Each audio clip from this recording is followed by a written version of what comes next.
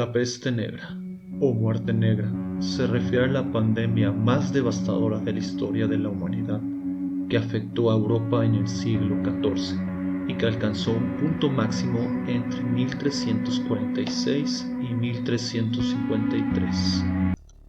Actualmente se sabe que es una enfermedad transmitida por los animales, producida por la Yersinia pestis, generada en los roedores, tanto con un contacto físico con esos animales o transmitida a través de las pulgas de dichos roedores. Se le llamó peste negra por la más común de sus manifestaciones, la bubónica. Tiene como síntoma característico la aparición de pústulas de sangre, es decir, de hemorragias cutáneas o bubas de color negro azulado. En la antigüedad se manifestaron tres tipos de peste negra, que fue la bubónica, la neumónica y la septicémica. Los principales síntomas de la peste fueron la fiebre alta, escalofríos, náuseas, sed, agotamiento físico y temblores. El resto de los síntomas dependían del tipo de peste contraída. En su forma bubónica se acompañaba de dolores de cabeza, temblores, sudor y diarrea. Muchos morían a los pocos días de contraerla, calculándose entre un 40% a un 90% de mortalidad entre quienes la padecían. Aumentaban sus víctimas en épocas de calor y humedad, pero no se contagiaba por el aire, a diferencia de la neumónica. Más grave que la anterior, con 90% de mortandad, la peste en su variante neumónica era provocada por el paso del bacilo hacia los pulmones. Al contrario de la bubónica, se propagaba más durante el invierno, contagiándose por el aire como un resfrío. Entre sus síntomas destacaban la tos, con ahogos y esputos de sangre. Sin embargo, la más mortífera era la septicémica. No hay registros de que nadie la haya sobrevivido, provocada cuando el bacilo desde los bubones o el pulmón se propagaba por el resto del organismo, produciendo hemorragias cutáneas como placas de color negro y fiebre alta con pérdida de conocimiento y delirios. La peste no era desconocida para los europeos. Sabían que en tiempos de Justiniano había causado estragos. Europa era consciente de que la plaga azotaba al oriente y que era una virulencia impresionante, pero jamás imaginaron que algo ocurrido tan lejos les alcanzara. Según escritos se dice que vino desde China, donde había un foco endémico que se mantuvo hasta el siglo XX.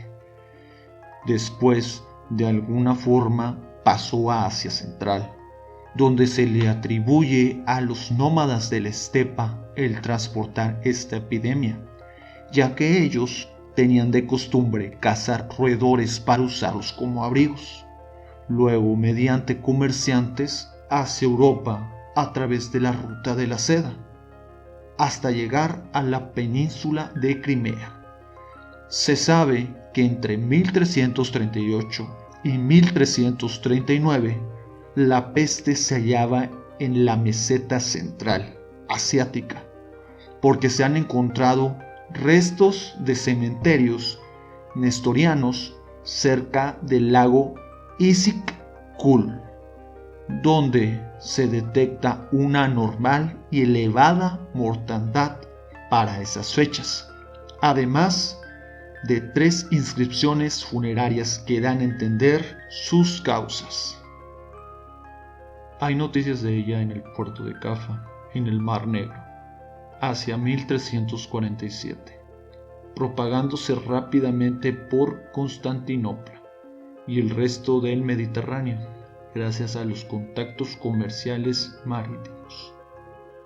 La teoría más aceptada acerca de su llegada a Europa se remonta a la llegada de mongoles al enclave comercial genovés en Cafa.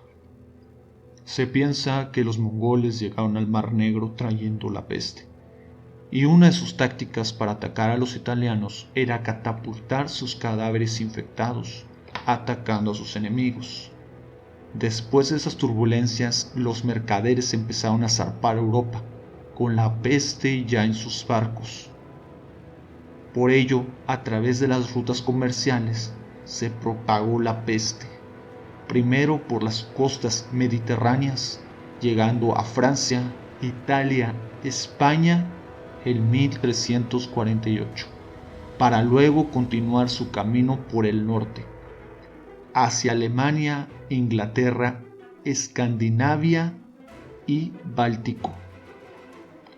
Esta es la teoría más aceptada para explicar a la expansión de la peste por Europa. Sin embargo, no se sabe claramente cómo fue. Según biografías y recopilación de información, las ciudades más afectadas fueron las portuarias y comerciales, como Marsella y Albi, donde murió más del 60% de sus habitantes. El cronista parisino Guillem de Nubiaco dice que en un momento la mortalidad en la ciudad fue tan alta que se sepultaban más de 500 cuerpos diarios en el cementerio de los inocentes. La peste negra se convirtió en una enfermedad endémica, con rebrotes ocasionales y locales, prolongados por periodos de entre 6 y 18 meses, reapareciendo cada pocos años, durante casi 2 siglos. La epidemia de 1347 es la más conocida y mortífera. Sin embargo, también fueron importantes los brotes de 1362 a 1364 en el norte y sur de Europa, y la del Mediterráneo entre 1374 y 1376. Hasta el siglo XVIII, la peste continuó visitando las ciudades europeas, aunque cada vez con menor violencia y sin la virulencia expansiva de los primeros brotes. La gran magnitud de esta peste se debe a la gravedad de sus síntomas y la facilidad de su contagio. El reino de Castilla y León perdió alrededor del 20% de la población.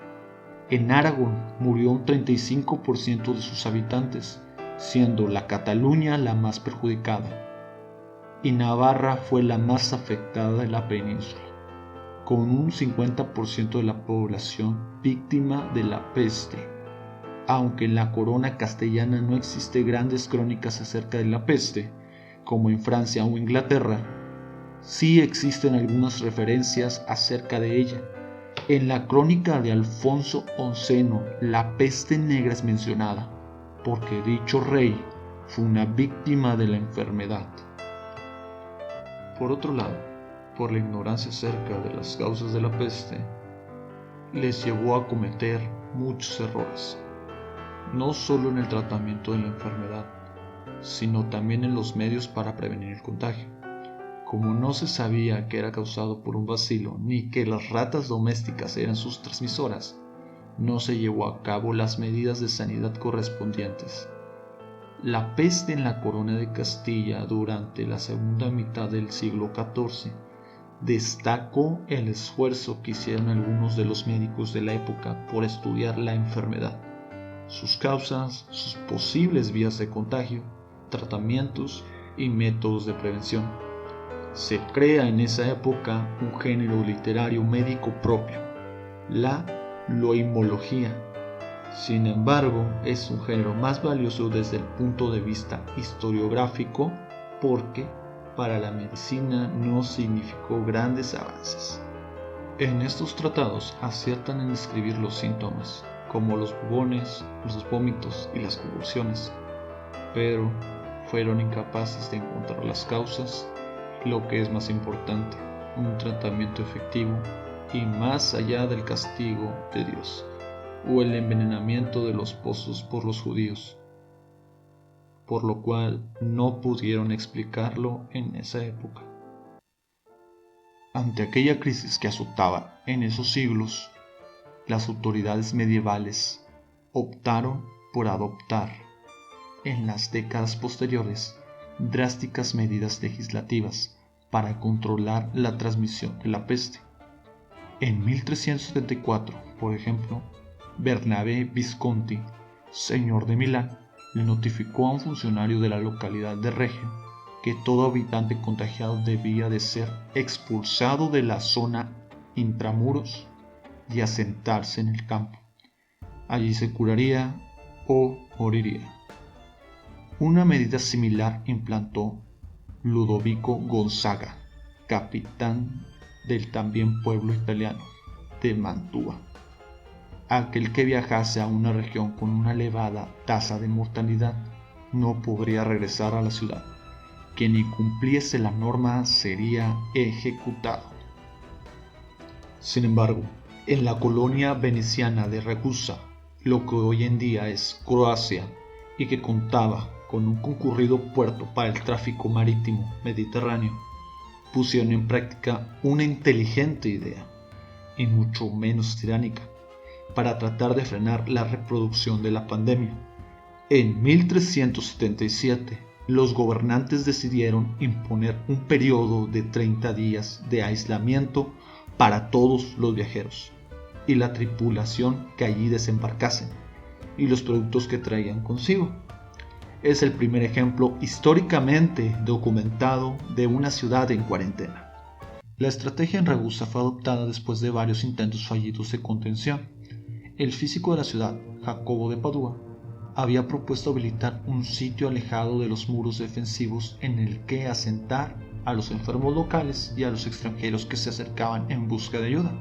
Los resultados se revelaron ineficaces y por eso los miembros del Gran Consejo aprobaron declarar un treintino, periodo de aislamiento de 30 días, que se iba a desarrollar en 3 pequeñas islas no habitadas en la bahía de Kaptat, al sureste. El ejemplo de Ragusa fue pionero en la forma de abordar una crisis sanitaria con los limitadísimos medios de la época, y en las décadas posteriores otras ciudades como Venecia, Marsella, Pisa o Génova redactaron leyes similares, y eso que esta cuarentena original no fue motivada como un recurso de prevención para evitar un cómputo de contagios mucho mayor, sino más bien una medida que esperaba confirmar el más que probable desarrollo de una epidemia oculta a bordo de algunas de las embarcaciones que pretendían atracar en su puerto. En otros rincones europeos que se apropiaron de estos patrones sanitarios, el periodo de aislamiento aumentó de 30 a 40 días. Del treintino se pasó al cuarantino, un término derivado de la palabra italiana quaranta, que significa 40. No obstante, los motivos de estos incrementos resultaban desconocidos, si bien los investigadores defienden diversas teorías. Algunos sugieren que la modificación estuvo provocada porque un mes se reveló insuficiente para contrarrestar la propagación de la enfermedad.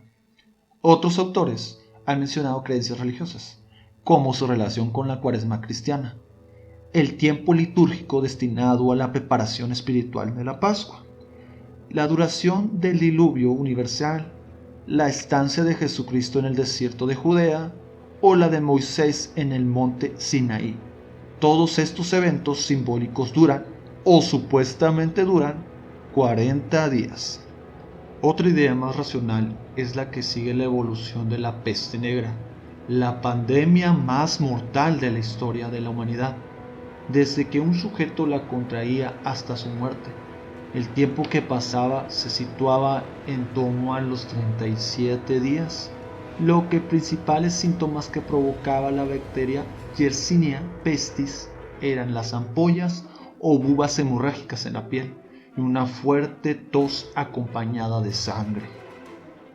Aunque hay referencias a estas prácticas de aislamiento individual desde hace 2 milenios en textos como el Antiguo Testamento, donde se habla del confinamiento de los leprosos y la prohibición con la que cargaban de no acercarse a las ciudades, Ragusa, un importante enclave del Mediterráneo sobre el cual se levanta en la actualidad la bella ciudad Dubrovnik fue el primer ejemplo de ciudad declarada en cuarentena.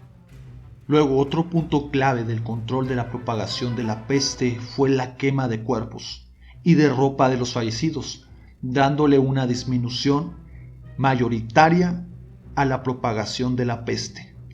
La peste negra acabó con 1/3 de la población de Europa y se repitió en sucesivas oleadas hasta 1490.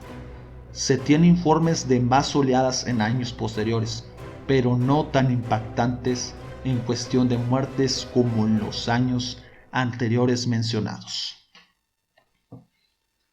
¿Qué tal, gente? Si les gustó este video, por favor dejen su like, suscríbanse y activen la campanita. Me ayudarían mucho a seguir teniendo contenido como este y mejorarlo para darles mejor calidad y entretenimiento. De antemano, muchas gracias.